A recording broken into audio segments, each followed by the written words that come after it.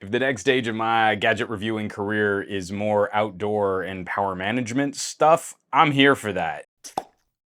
The folks at LiPower sent over this beauty, the MARS-1000 Pro, and it features a number of upgrades over their previous power stations. Tech specs up first, this is an 1100 watt-hour capacity rated for 1200 watt output. Internally, the Pro uses LFP battery cells, and LiPower rates this for around 3,500 full charge recharge cycles. Filling this thing back up from zero, the company estimates around 5.6 hours over a generator or a wall outlet, or if you pair it with optimal solar conditions and 200 watt panels. It does have a nifty faster charging trick. If you combine AC and solar, you can shave a little more than an hour off that recharge time. Ruggedly built, I like the handles, it's beefy, and it clocks in at a surprisingly svelte 30 pounds. Multiple ports on the front to charge and power up to 10 devices at the same time, provided you stay under that maximum output. 3 pure sine wave AC, a trio of USB-A ports, old school 2.4 amp charging,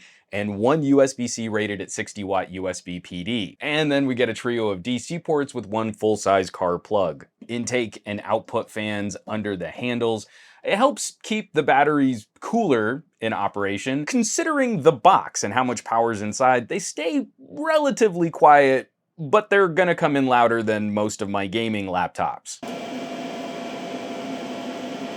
I mentioned some upgrades over older LiPower boxes, and the display on the front is a nice perk. Much clearer readout for remaining capacity, input and output wattage, active ports, fan activation, and warning indicators. Now, this is a much more serious chunk of electricity, and you'd want more than just like a couple little basic readout lights like we get on our smaller power banks. 5 blue lights is kind of insufficient for what this thing is meant to do. We're talking about a pack of batteries roughly the size of a medium travel cooler, and using it around the house for a little bit more than a week, it's always a fun exercise measuring the power your appliances draw. How long can this thing power a television? How many times could I charge my wife and daughter's gadgets? Could it maybe handle our fridge? And that's illuminating. We kind of just sort of have this magic idea of electricity. We plug something into the wall and then the gadget is powered and then everything works. So we might complain a little, about a laptop's battery life, but it's remarkable how power efficient computers and phones are. I was gonna try and do a demonstration with a hairdryer. We really don't have hair dryers in my house, which I thought was kind of strange, but my wife does have a hair straightener, which in that heat up period can draw as much as 450 watts of power. Those appliances that need a very quick burst of energy to make something hot, like a coffee maker, that rapid exercise in generating heat is shocking how much power that appliance can draw. Now, I still haven't found a great way to test my fridge. It's kind of buried in our kitchen in this little nook, and I really don't love the idea of constantly trying to drag it out just to test things for reviews. But that doesn't mean that we can't check the math on how much power that thing can draw. If you carefully check your fridge power and surge ratings, this box might take you right up to the operation of more efficient full-size refrigerators. LiPower rates this for a 2,000 watt surge. So I think we're in great shape for smaller appliances. I'm still hunting down some options for a good travel fridge. I got great recommendations on my last battery video, and that'll be something I can better add to the testing of future power and charging product reviews. This is at once a great option for more casual entertainment, like a little weekender car camp or tailgating for an afternoon, and I think this manages a solid option as a disaster prep solution. It's a big box of electricity, and if you're facing power outages or brownouts, you can use something like this to keep mission-critical gadgets and appliances working. I think we're in really good shape even if we want to take this out into more living off-the-grid kinds of scenarios. We live in Earthquake County, and apparently LA's gonna get hit by a superstorm someday.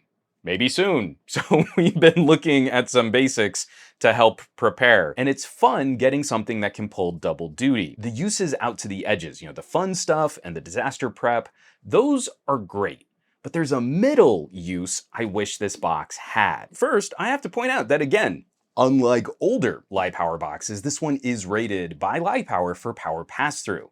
You can use the box to charge other devices while the box is charging itself. That's great. LiPower recommends that you don't do that a lot, as it will put extra wear on your batteries. But the box is designed to support that operation. The thing I think would be nice is if this had a proper mode to work as a UPS. Uninterruptible power supplies are the unsung heroes of the home office.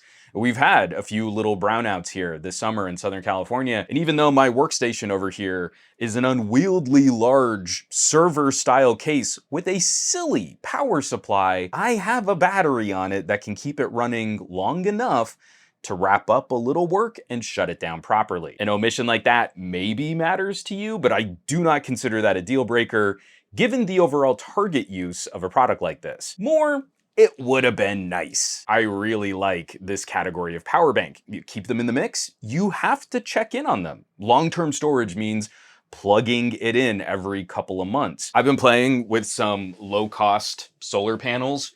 They're really difficult to keep oriented in optimal light gathering positions. So I can't charge this box at maximum speed, but keeping them out and moving them during the day, I can easily keep topping this box off. It is kind of impressive, really inexpensive floppy solar panels, not lined up perfectly with the sun, and I can still keep about 80 watts going to this box. That means from completely depleted to fully charged, that would be around a 13-hour charge cycle, but if I'm only topping it off, if I'm not fully recharging it from empty, that's pretty reasonable operation. So yes, I will need something better to charge this box from empty to full in one actual practical day of sunlight. But in the middle of a power outage, I'm likely not completely emptying this box and refilling it every day. And once we add a portable fridge, that's a product that will eat up more power, but it doesn't run constantly. It cycles to cool and then it turns off. With a fridge and our communications gear, we should be able to run easily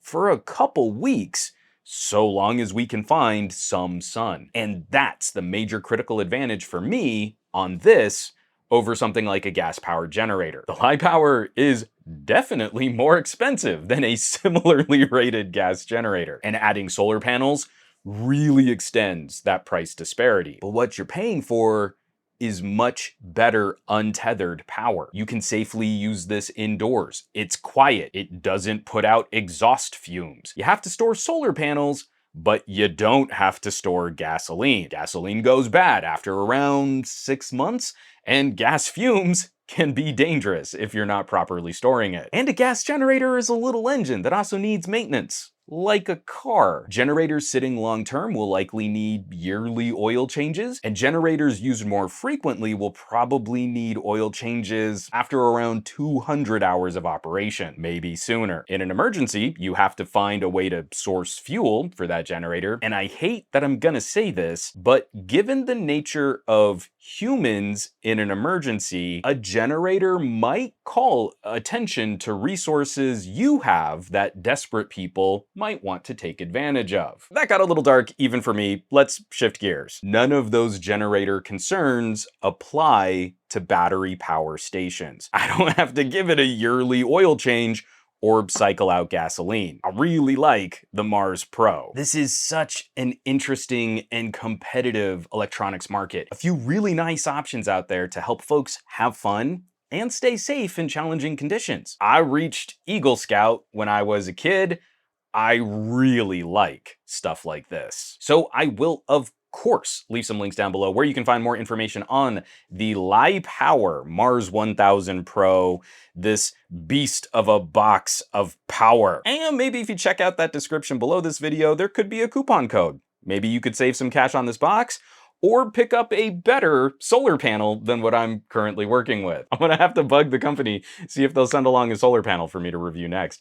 As always, thanks so much for watching, for sharing these videos, subscribing to the channel. All the support lately has been incredible. Those of you who are checking out those links, maybe you're hitting my home site, SomeGadgetGuy.com, shopping a little merch, or you could be joining the list of names scrolling by on your screen from a Patreon, patreon.com/SomeGadgetGuy. This list is basically the coolest collection of tech pals in the galaxy. So I hope you'll check them out. Now, you know where you can find me around the rest of the internet, at SomeGadgetGuy on the Twitters and the Twitch, not so much on the Facebooks or the Instagrams, and I will catch you all on the next review.